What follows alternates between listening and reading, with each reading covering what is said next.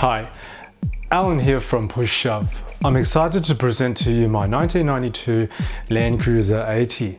This is the HDJ 80 variant, which has the sought after 1HDT turbo diesel engine.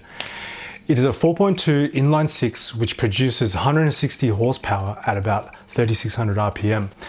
Being almost 30 years old and loaded with tons of gear feels like about 50 horsepower. The 80s came out with a few different engine variants depending on year model, so be careful when looking to purchase an 80 series. The earlier ones came out with a petrol 3F engine, which is the FJ80R variant.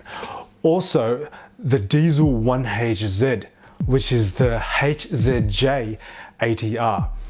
Then the next generation came out with a turbo diesel option, which depending on year, you have the 1HDT 12 valve, which is the one I have, the 1HDT FT, which is the 24 valve mechanically injected.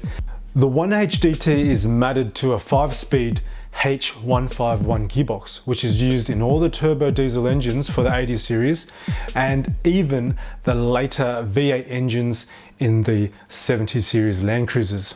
One thing to look out for is pre-93 boxes had a crunching and vibration issue, which with a redesign in 92 cured most gearbox complaints.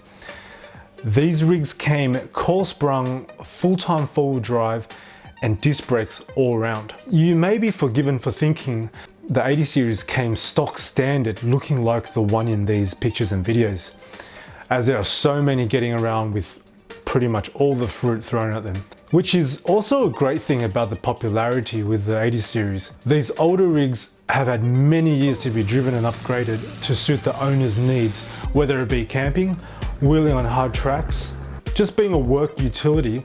Mods really depend on how many days you want to stay off-grid. My rig is set up for around 1 to 7 days out bush with ample clearance and grip to tackle most terrain. I believe it's best to over-engineer a vehicle for peace of mind when out there, as a breakdown could cost half a day to fix or a full day to call for help and recover your vehicle.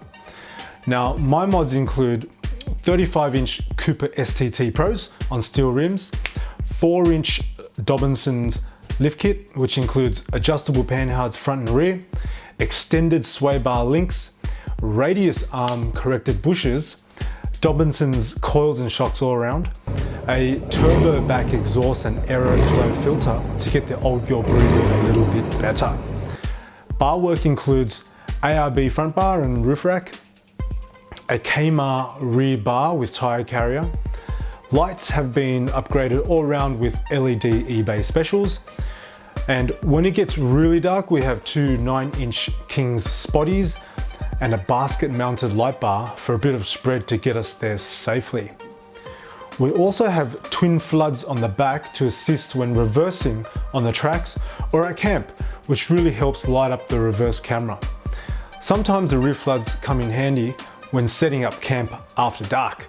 For recovery, we have a 12,000 pound TJM winch matted to a 10mm synthetic rope and a Smitty built alloy shackle.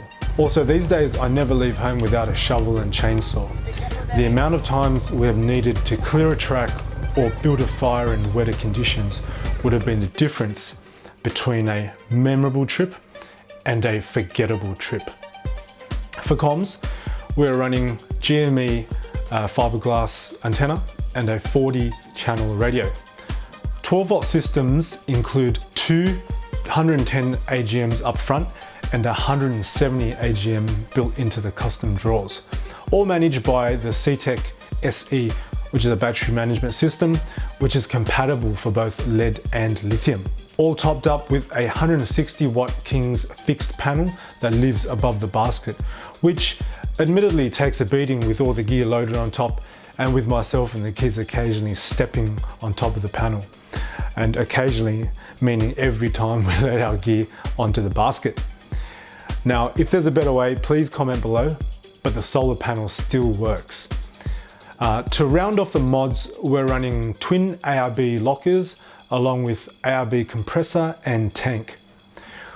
We also have two air outlets, one ARB style and the other Nitto, just in case. So that is the basic introduction to my little adventure vehicle, which in the last 3 years has done about 25 trips all around the New South Wales region. One thing you may not know is that when this old girl reaches 30, I can get a historic plate which will reduce the registration costs from around $500 down to $80. Now, I've owned many vehicles, a Cordia Turbo, R34 GTR, Jeep SRT, to name a few, all of which are really rad sports cars. But I must say, this is by far the slowest and roughest handling of them all. But the amount of memories and good times me and my family have had in this vehicle is just incomparable. If you enjoyed this content or learned something from this video, don't forget to subscribe and keep up to date with my adventures in all things outdoors. So until next time, I'm signing out and I hope you achieve your perfect sunset. Bye! Which will reduce the registration cost.